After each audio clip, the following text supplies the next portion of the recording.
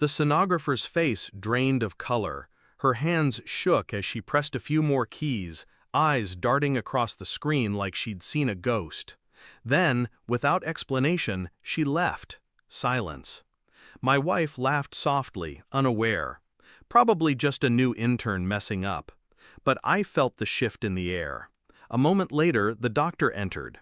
He didn't look at her. He looked at me. His tone was clipped, urgent. "Step into the hall." I followed. He closed the door, leaned close, his words sharp enough to cut through bone. "Do not argue. Do not sign anything. Call a lawyer and leave." My chest tightened. Why? His eyes flicked toward the door, then back to me. "When you see this, you'll understand." And he left me standing in that sterile hallway, my pulse hammering, my skin clammy. When I finally stepped back inside and looked at the frozen image on the monitor, I understood too well. Not the shape of a child. Not mine. At first, denial was my shield. Maybe I'd misread it. Maybe the doctor was mistaken. Maybe the horror in his eyes was nothing but caution, protocol. But the screen didn't lie. Neither did the whispers in my head that refused to quiet. She smiled, trying to distract me. Her hand reached for mine, fingers trembling in what looked like affection. I forced myself to hold still, skin against skin, though every instinct screamed to pull away. On the ride home, she hummed a tune, light, careless. She didn't ask why I was quiet. Perhaps she thought my silence was awe or love. But suspicion had already spread through me like poison. I replayed months in my head, the sudden late nights, the unexplained phone calls, the way she shielded her phone when messages came in, the shifts in her body language, subtle but real. I never allowed myself to see it before. Now I couldn't look away. I did not confront her. Confrontation gives the guilty time to build lies. Instead, I played the role. Husband, provider, expectant father. I touched her shoulder, kissed her cheek, listened to her plans for the nursery. And in the quiet hours, I built my own plans. A paternity test kit, ordered discreetly. Phone records obtained through quiet channels. Sleepless nights staring at her back as she breathed easily, while my own chest rose and fell like a tide I was drowning in. Each detail painted the truth more clearly. An unfamiliar number, recurring at odd hours, hotel charges buried in our bank statements, a timeline that never matched her words. The silence inside me grew heavier. I learned to wear it like armor. The waiting became its own torment. Each day I rehearsed detachment, studying the way she smiled, the way she laughed, the way she played innocent.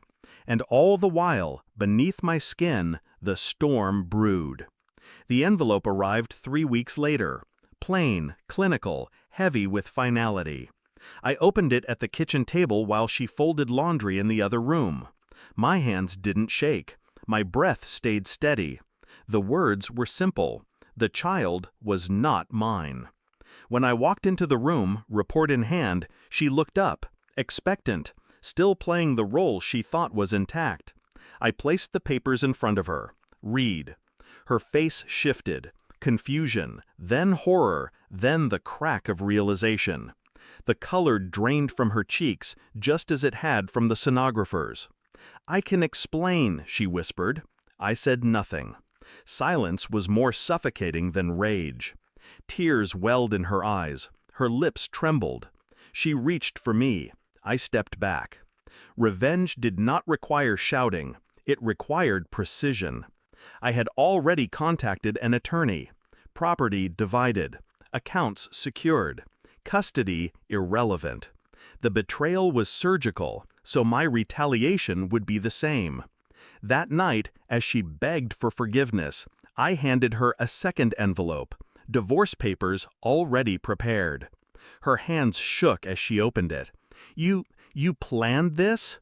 I met her eyes, calm, unblinking. I confirmed what I already knew. Her sobs broke the air, desperate and hollow. But there was no mercy in me, only clarity. She had gambled with my life, my bloodline, my trust, and she had lost. I left before dawn. The house was quiet.